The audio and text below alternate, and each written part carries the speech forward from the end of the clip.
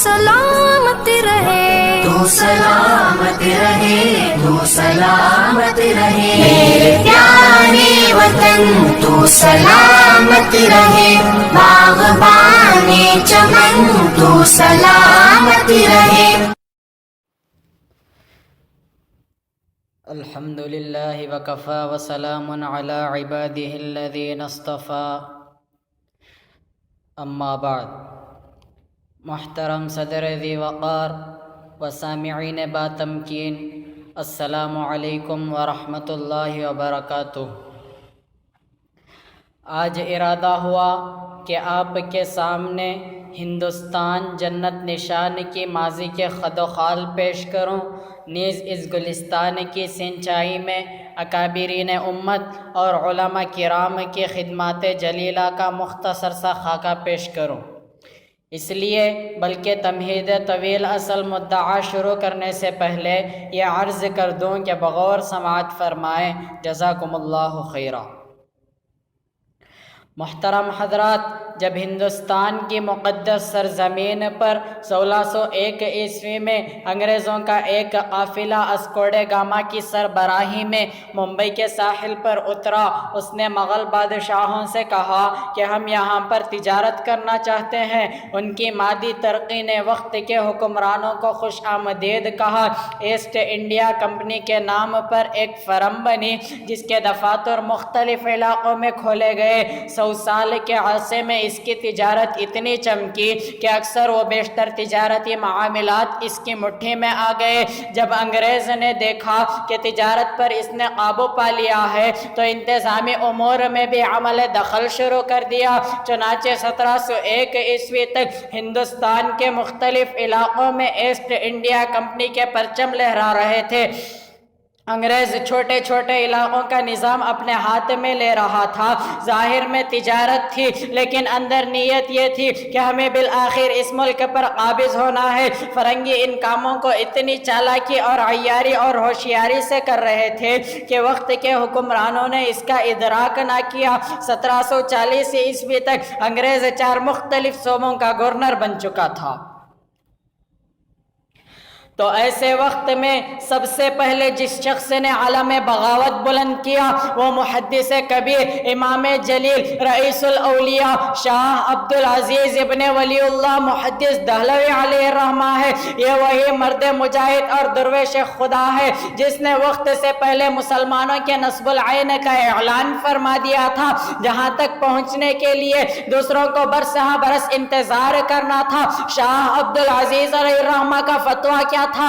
گویا ایک برق بے اما تھا جو دشمنوں کے نخل تمنا پر گر پڑی۔ انگریزوں کی نیندیں حرام ہو گئی، جگہ جگہ آزادی کے پرچم لہرانے لگے، سینوں میں ولولے مچلنے لگے اور حوصلوں نے انگڑائیاں لینی شروع کر دی۔ مسند درس پر بیٹھ کر قرآن اور حدیث کا علم دینے والے علماء کرام اور خانقاہوں میں بیٹھ کر شمع اسلام روشن کرنے والے مشائخ عظام اپنے مدرسوں اور خانقاہوں کو چھوڑ کر میدان میں آ گئے اور فرنگیوں کے خلاف محاذ بنا کر منزل کی جانب بے سر و سامان عالم میں نکل پڑے۔ چنانچہ 1772 عیسوی کے اس فتوے کے بعد جتنی بھی آزادی کی تحریکیں چلی وہ دراصل اس فتوے کا نتیجہ تھی۔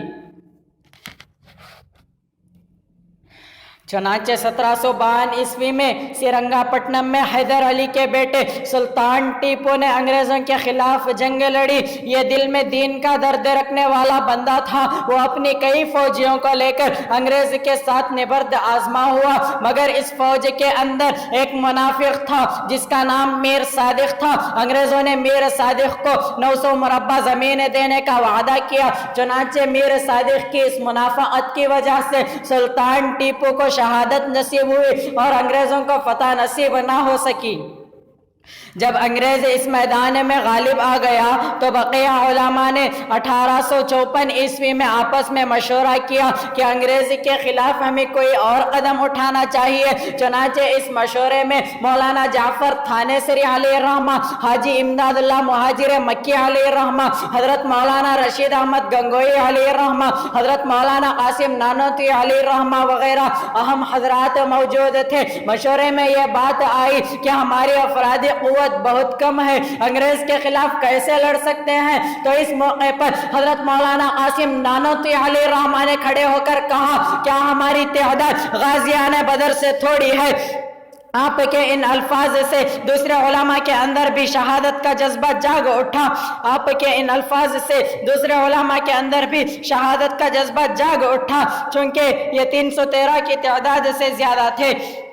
چنانچہ فیصلہ ہوا کہ جو مرضی ہو ہمیں انگریزوں کے خلاف جہاد کرنا ہے۔ سال بھر اس مشورے کی تیاری ہوتی رہی۔ چنانچہ 1857 عیسوی میں جنگ آزادی لڑی۔ اس کے 2 محاذ بنائے گئے، ایک محاذ امبالہ پر جس کی قیادت مولانا جعفر تھانیسری علیہ الرحمہ کے پاس تھی، ایک محاذ شاملی پر جس کی قیادت حاجی امداد اللہ مہاجر مکی علیہ الرحمہ کے پاس تھی۔ میرے حضرات محترم، آپ حیران ہوں گے کہ علماء نے لڑائی لڑی، منجینے کا استعمال ہوئی، گولیاں چلی، علماء شہید ہوئے، مولانا محمد ضامن شہید ہوئے، حاجی امداد اللہ مہاجر مکی علیہ الرحمہ کو زخم آئے، حضرت مولانا قاسم نانوتوی علیہ الرحمہ خود زخمی ہوئے۔ مورخ مسٹر تھامسن اپنی یادداشت میں لکھتا ہے،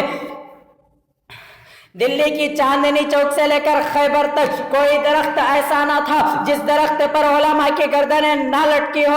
تھامسن کہتا ہے کہ علماء کو سوروں کی کھالوں میں بند کر کے جلتے ہوئے تنوروں میں ڈالا گیا۔ تھامسن کہتا ہے کہ علماء کے جسموں کو تانبے سے داغا گیا۔ تھامسن کہتا ہے لاہور کی شاہی مسجد کے صحن میں انگریزوں نے پھانسی کا پندہ بنایا ہوا تھا اور ایک ایک دن میں 80 علماء کو پھانسی دی جاتی تھی۔ تھامسن کہتا ہے لاہور کے دریا وادی میں 80 علماء کو بوریوں میں بند کر کے ڈالا جاتا اور اوپر سے گولیوں کا نشانہ بنایا جاتا تھا۔ اور تھامسن کہتا ہے میں اپنی دلی کے خیموں میں گیا تو مجھے محسوس ہوا کہ مردار کی بدبو ہے۔ میں اپنے خیموں کے پیچھے چلا گیا تو دیکھتا ہوں کہ آگ کے انگارے دہک رہے ہیں اور ان انگاروں کے اوپر 40 علماء کے کپڑے اتار کر ان علماء کو ان انگاروں پر ڈالا گیا۔ اور کہتا ہے میرے دیکھتے دیکھتے 40 اور علماء کو لایا گیا اور میرے سامنے ان علماء کے کپڑے اتارے گئے اور انگریزوں نے کہا مولویوں جس طرح ان 40 علماء کو آگ پر پکایا گیا تمہیں بھی پکا دیا جائے گا۔ ایک آدمی تم میں سے صرف یہ کہہ دو کہ 1857 عیسوی کے جنگ آزادی میں ہم شریک نہیں تھے، ابھی چھوڑ دیتے ہیں۔ تھامسن کہتا ہے مجھے پیدا کرنے والے کی قسم میں نے دیکھا کہ کوئی عالم ایسا نہیں، سارے کے سارے علماء آگ پر پک گئے، دوسرے علماء بھی آگ پر پک گئے، کوئی عالم بھی ایسا نہیں تھا جس نے انگریز کے سامنے گردن جھکائی ہو۔ اسی طرح 40 کر کے کئی ہزار علماء کو شہید کر دیا گیا۔ اس طرح علماء نے ہندوستان کی آزادی کے لیے اپنی جانوں کو قربان کیا۔ پس اللہ تعالیٰ ان تمام علماء کے درجات کو بلند فرمائے، اللہ ان کے ایک ایک قطرہ خون سے وطن کی آبیاری فرمائے، آمین۔ وآخر دعوانا ان الحمد للہ رب العالمین۔